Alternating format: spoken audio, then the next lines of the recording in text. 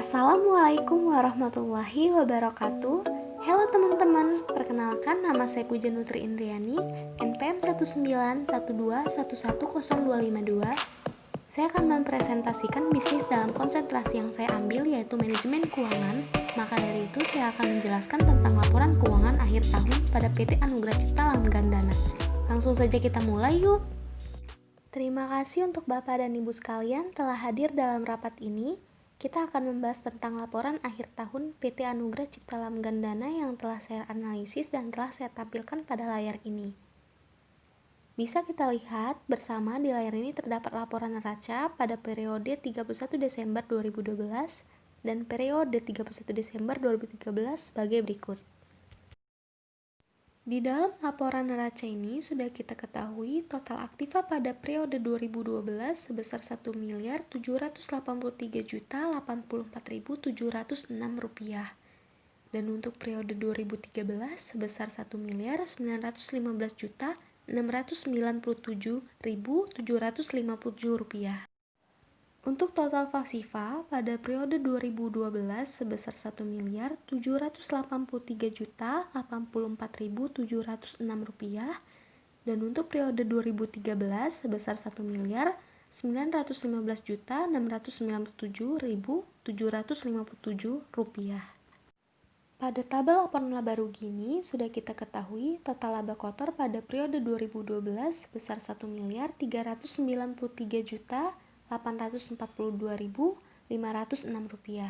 dan pada periode 2013 sebesar Rp2.264.926.018.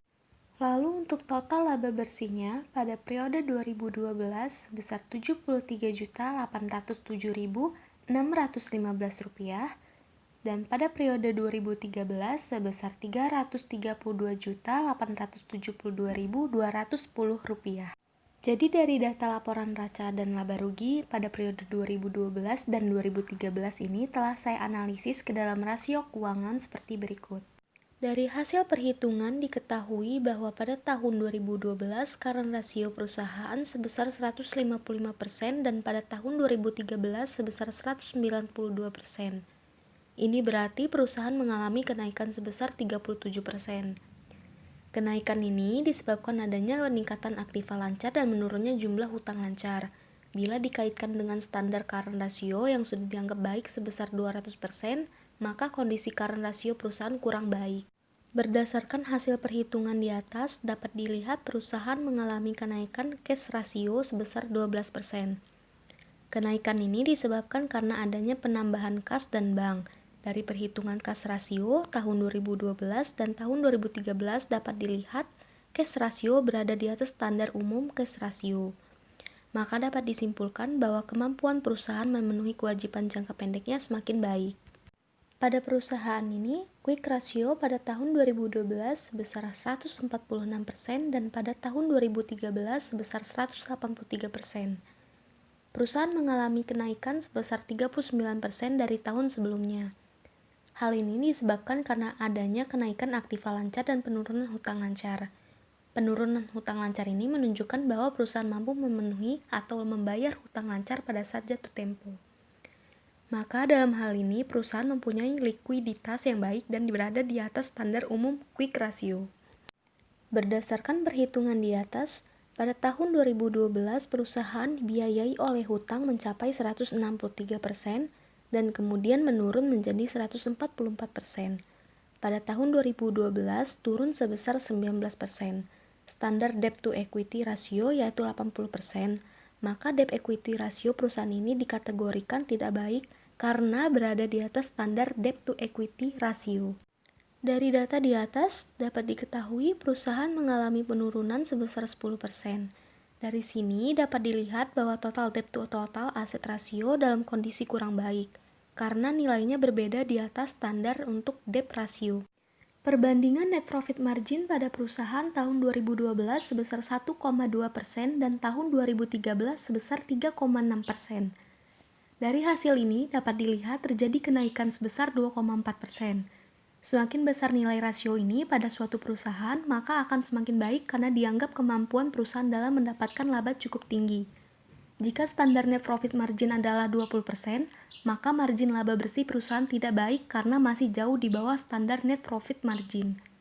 Ini juga dapat berarti bahwa harga penjualan perusahaan ini relatif rendah atau biaya-biayanya relatif tinggi atau keduanya. Dari perhitungan di atas menunjukkan hasil ROI pada tahun 2012 sebesar 4,1%, sedangkan pada tahun 2013 naik 17,4%. Maka kenaikan sebesar 13,3%. Namun standar untuk return on investment adalah 30%.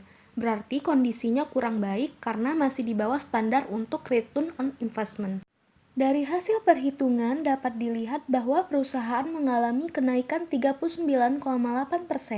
Hasil tersebut menunjukkan bahwa perusahaan telah mampu menghasilkan keuntungan dengan modal sendiri, sehingga dapat dikatakan ketergantungan perusahaan terhadap penggunaan modal asing semakin menurun.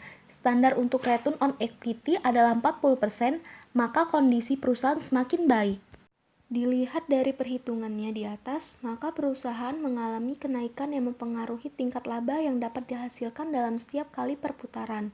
Perputaran aktiva meningkatkan menunjukkan pemakaian aktiva lebih efisien dan baik karena di atas standar untuk total aset turnover. Rasio perputaran persediaan tahun 2012 sebesar 49 kali, dan pada tahun 2013 mengalami peningkatan yang sangat besar, yakni 86 kali. Hal ini karena besarnya peningkatan beban proyek yang diterima oleh perusahaan, sementara persediaannya semakin menurun. Standar untuk inventory turnover adalah 20 kali, dan nilai perhitungan menunjukkan inventory turnover berada di atas standar, maka dalam hal ini perusahaan sangat baik.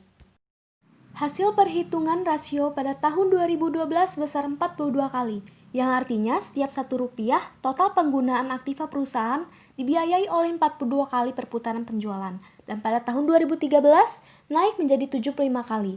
Berarti rasio ini meningkat sebanyak 33 kali. Hal ini disebabkan oleh peningkatan penjualan yang lebih besar dari total aktiva tetap perusahaan. Dalam hal ini perusahaan sangat baik karena berada di atas standar untuk total fixed asset turnover. Dari hasil analisis dan evaluasi atas rasio-rasio keuangan pada PT Anugrah Cipta Langgandana, maka dapat diambil kesimpulan mengenai kondisi keuangan perusahaan, yaitu kondisi likuiditas perusahaan sudah cukup baik. Hal ini dapat dilihat melalui hasil perhitungan cash ratio, dan quick ratio berada di atas standar rasio tersebut. Tetapi current rasio perusahaan masih di bawah standar, namun hampir mendekati angka standar rasio tersebut. Juga dapat dilihat dari hasil perhitungan menunjukkan adanya peningkatan dari masing-masing rasio. Peningkatan ini dikarenakan terdapat kenaikan jumlah aktiva tetap dan penurunan hutang lancar. Penurunan tersebut menunjukkan bahwa perusahaan mampu memenuhi atau membayar hutang lancarnya pada saat jatuh tempo. Lalu yang kedua, kondisi solvabilitas perusahaan kurang baik.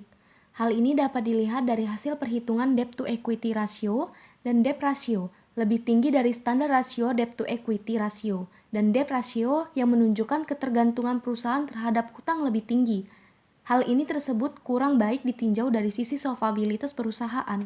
Untuk yang ketiga, kondisi profitabilitas perusahaan kurang baik. Hal ini dapat dilihat dari hasil net profit margin dan return on investment masih berada di bawah standar rasionya. Namun untuk rentabilitas modal sendiri, return on equity sudah berada di atas standar rasionya. Dan untuk kesimpulan yang terakhir, kondisi aktivitas perusahaan semakin baik dan layak dipertahankan. Kemampuan aset-aset perusahaan dalam menyumbangkan laba rugi perusahaan presentasinya sudah besar, dan setiap tahun mengalami peningkatan dan berada di atas standar rasionya. Baik, untuk Bapak dan Ibu, sekiranya apakah ada yang ingin ditanyakan? Atau untuk melengkapi presentasi hari ini, adakah saran untuk perusahaan agar lebih baik lagi ke depannya? Saya persilahkan.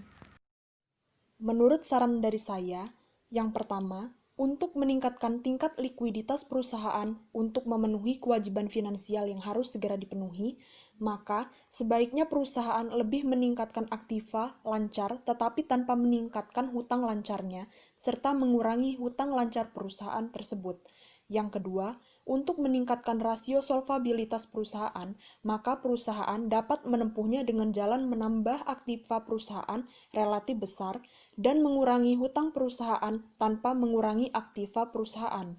Yang terakhir adalah untuk meningkatkan profitabilitas perusahaan, sebaiknya pimpinan perusahaan melalui bagian keuangan berusaha lebih memperketat dan lebih mengefisienkan biaya operasional atau menekan biaya operasi seminimal mungkin dengan tidak mempengaruhi kelancaran operasi perusahaan sehingga laba yang diperoleh menjadi lebih besar. Sekian dan terima kasih. Sekian dan terima kasih untuk presentasi bisnis saya. Apabila ada yang salah kata, saya mohon maaf. Saya akhiri. Wassalamualaikum warahmatullahi wabarakatuh. Sampai ketemu di video berikutnya ya. See you guys!